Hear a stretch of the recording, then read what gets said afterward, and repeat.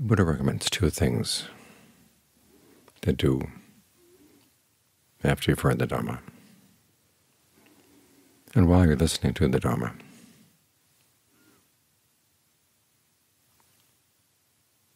You ask yourself, how does this apply to my mind? In particular, how does this apply to the problem of my mind, which I'm creating suffering for myself?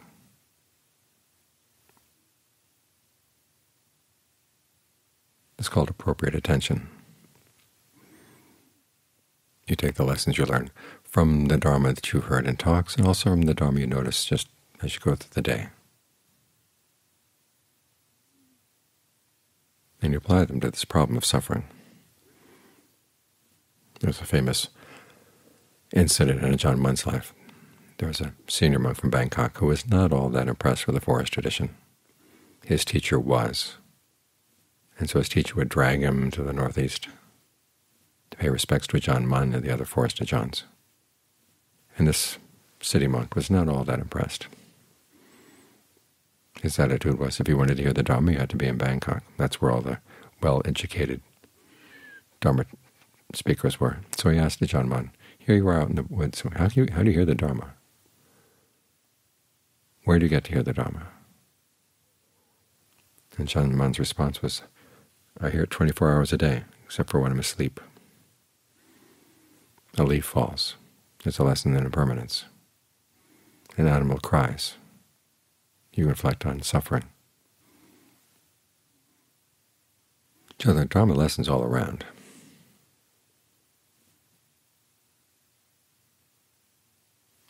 The monk from Bangkok said, well, it's obvious you know how to listen to the Dhamma.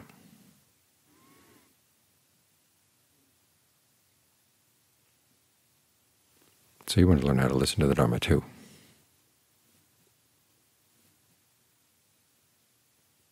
You ask yourself, what in this Dharma talk that I'm listening to is applying to my problem of suffering?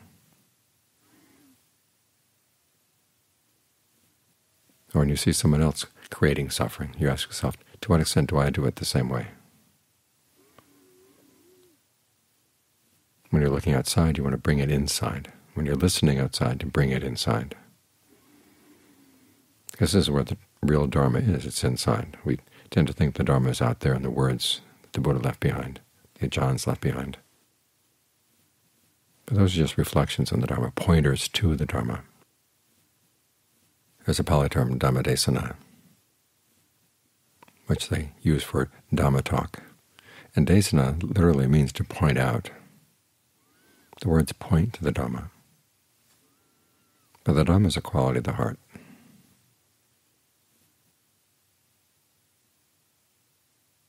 We're trying to train the heart. So it's not so rough with itself. It creates a lot of issues. And the issues come back to stab it. The Buddha has an analysis of what he calls papancha. Sometimes that's translated as mental proliferation. But the way he talks about papancha, it's not a question of how much there is. When people talk about having a papancha attack, they say they got started thinking about a topic and they couldn't stop. But that's not what the Buddha is talking about. He's using the term in the sense of there are certain ways of thinking to yourself, certain terms that you use. They start out with the idea, the perception, I am the thinker. You create that sense of who you are as a being. The being has to feed. You need your territory. And most beings want to expand their territory as far as they can. Anyone who moves in on their territory, there's going to be problems.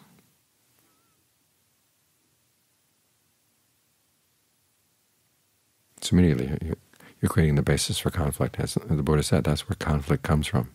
It's this kind of thinking. Once there's the me and the I am, and I am the being. I've got to feed, I need food. You're going to run into other beings who are also looking for food.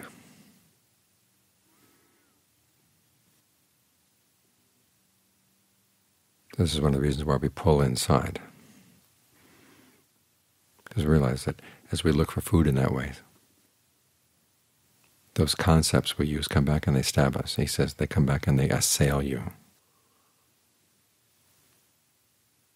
In his analysis, we start simply with a thought, and it's just a feeling, and then there's someone who thinks, someone who feels the feeling and then thinks about the feeling, and then gets involved in these concepts, and then they're assailed.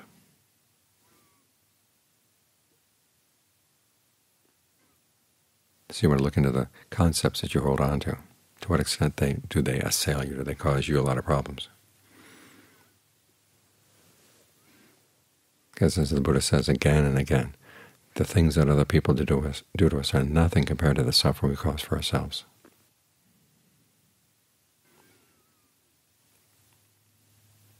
And so why are we so rough with ourselves? It's because we have other ideas of where happiness will lie, in defending our territory. So we look inside. And one of the reasons why we practice concentration is to cultivate some territory that's really ours, where there doesn't have to be any conflict. You focus on the breath. There's nobody who's going to be pushed out of the way who's already trying to look at your breath. It's totally yours to look at. Your sense of the body that you feel from within. No one else can feel that. If you can find some well-being here, you don't feel the need to go out and lay claim to things outside.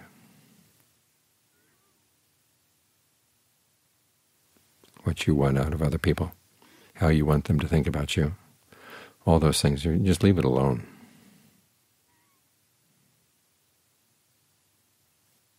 And John Lee talks about this again and again.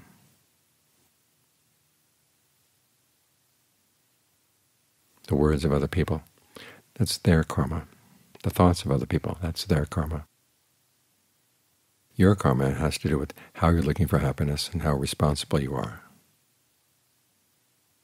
and how wise you are. To what extent does your search for happiness create trouble for other people? To what extent does it create trouble for you?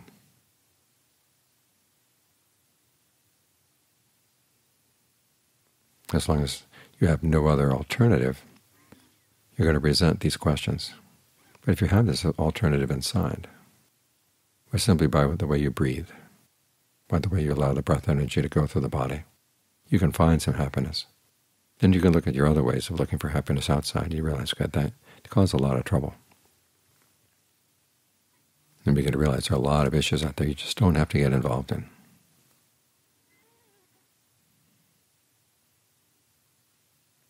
Think of the Buddha. The big issues of his time had to do with the nature of the world. Was the world finite or infinite? Eternal, not eternal? How about your identity? Where are you identical with your body, or are you something separate from your body? Those kinds of things. People would come and ask the Buddha, and they'd usually come prepared to argue with whatever of those positions he would take, and he always refused to take any position on those questions. And you see people feeling frustrated. And they even accused him of not teaching anything at all. And as one of his students pointed out, though, the Buddha was very clear on one thing, what's skillful and what's not skillful. In other words, what leads to the end of suffering and what creates more suffering. That's the question that has to be asked. That's the question that matters. The Buddha was very harsh with people who would not answer that question. It's not the case that he wouldn't take a stance, or he praised people for not taking a stance on anything. He said you had to take a stance on what's skillful and what's not, because it determines how you act, and what kind of impact your actions are going to have on other people. That matters.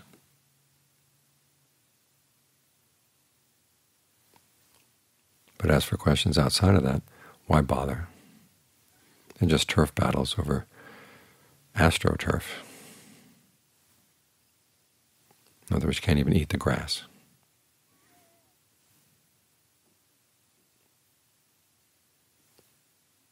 So as you look for happiness inside, you look back at the world. This is why the Buddha had such compassion for the world. As he said, after his awakening, he looked around, he saw beings on fire with the fires of greed, aversion, and delusion. He felt compassion because he'd been there, but now he was out. So that's how you have to treat people who are insistent on still getting into battles. You don't have to engage them in battles, but you do have compassion for them.